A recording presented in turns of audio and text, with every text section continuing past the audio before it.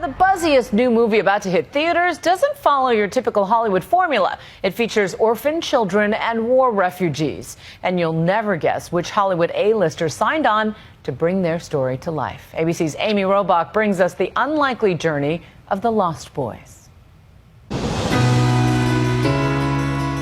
My name is Mamer Deng. These are my brothers.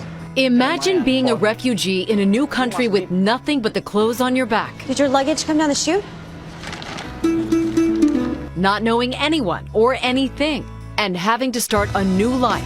I'll call you tomorrow morning and we'll start the job hunt. That is exactly what happened to thousands of children, many orphaned, who fled the civil war in Sudan.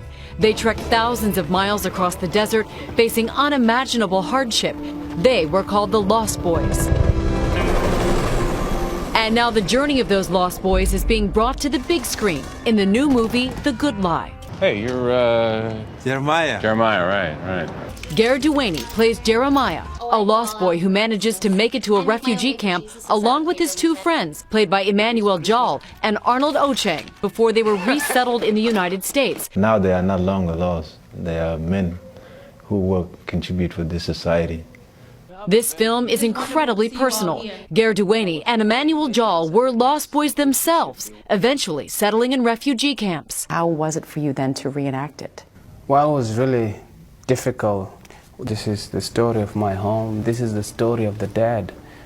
And immersing myself was emotional. Arnold Ocheng's father was Sudanese, but he grew up in London. I was never a lost boy. It was a personal journey to get to learn about my culture and learn about my people and what they went through. In the film, Jeremiah and the others were lucky enough to be resettled in the United States. Our names are on that list! Where they will experience things like ice for the first time. This is called ice. This is what winter in America feels like. Ger resettled in the United States in 1994 at age 15. Emmanuel escaped and was brought to the United Kingdom.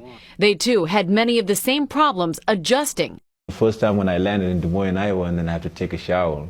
And then I didn't know how to balance the water, you know, and then the water becomes so hot and I took my clothes off already. And then they just pour on my face and then I'm hot and I'm in there by myself. So I was screaming and then I jumped out of the tub and then, but I'm naked, I didn't want to go outside. Indoor plumbing was completely foreign to them. First time I encountered a flush toilet. I used to think a snake will come out, so they show me how to do it. So the water comes and everything gets sucked out. I say, wow. Let me explain something to you. In America, we have this thing called bosses, and they have too much power for their teeny tiny brains, but you have to put up with it. Reese Witherspoon co-stars in the movie as Carrie, an employment counselor trying to find the refugees jobs. She initially wants to only do the minimum, but ends up becoming their biggest advocate and friend. She cleans up her house and her life for the Lost Boys. I'm wondering if you think it'd be good enough for the INS to approve me hosting a refugee. In real life, Ger and Emmanuel are living lives that are far cries from their childhoods, walking the red carpet at a screening of their movie. When he's not acting, Emmanuel is a rapper. Ger is an international fashion model and actor. His big break was the film I Heart Huckabees. Sorry, Mom. Sorry, Dad. I did not know. He lives in New York City, but his heart has always been in Sudan. He has been back to Africa and has seen his mother. To find her there, it kind of gave me courage that my journey been long, but now this is a new beginning too. 1987, yeah. This past August, with a documentary film crew, he set out to find his mother, brothers, and sisters who were scattered in refugee camps throughout the region. This is my family. The first time we together over 20-something years. And on a rainy night in Ethiopia, the extended family gathered at a camp to pray. But thousands of lost boys are not as lucky as Ger.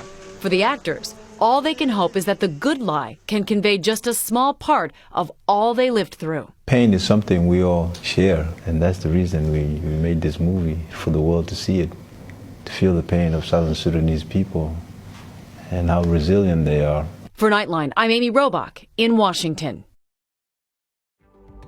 An inspiration. The Good Lie will be in theaters October 3rd.